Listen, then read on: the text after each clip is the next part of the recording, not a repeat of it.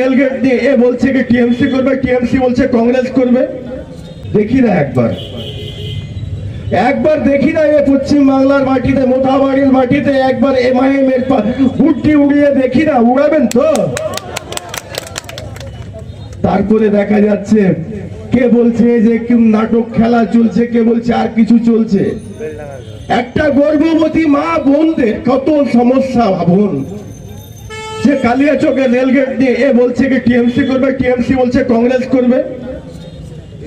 চোরদের তো কোনো কাজ নেই, চুরি করা ছাড়া কোনো কাজ নেই। কেউ রাস্তার অন্ধকারে কাজ করবে, ঢালাই হলো কি হলো না, কেউ মোমবাতি জ্বালিয়ে কাজ করে দিন পার করে। তো এই 14-15 বছর তাদের খুব নাটক দেখা হলো। এবার আমি মোথাবাড়ির জনগণকে অনুরোধ করব যে আপনারা ঝাঁপিয়ে পড়ুন। এমআইএম এর একজন এমএলএ হওয়া মানে কি বিধানসভার মাটি থর থর করে কাঁপবে।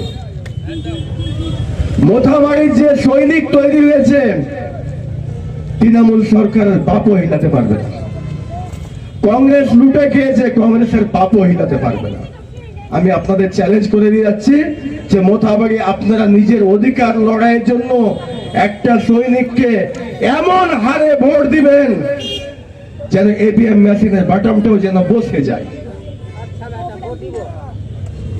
দেখাবেন তো? আমার টাইমটা কত?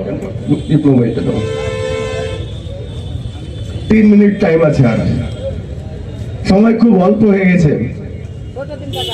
তো আমি আপনাদের কাছে বারবার অনুরোধ করব যে আমাদের এই মুসলমানকে পিছিয়ে রাখা হয়েছে।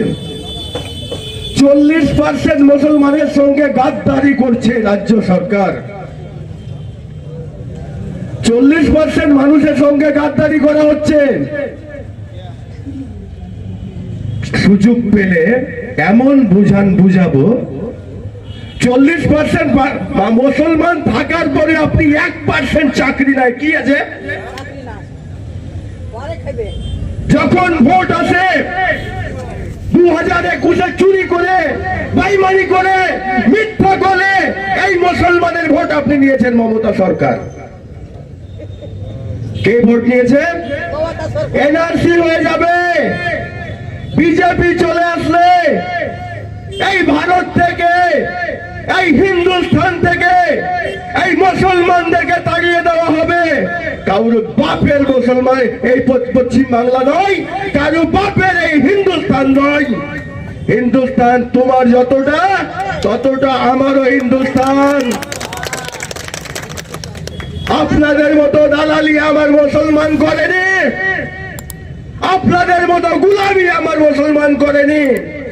ইংরেজের সঙ্গে লড়াই করেছে সবচাইতে বেশি কে? ওই বিজেপির। আমি ওই টাকলাকেও বলছি, খাতা খুলে ইন্ডিয়া গেটে যে ক্ষমতা থাকলে তোর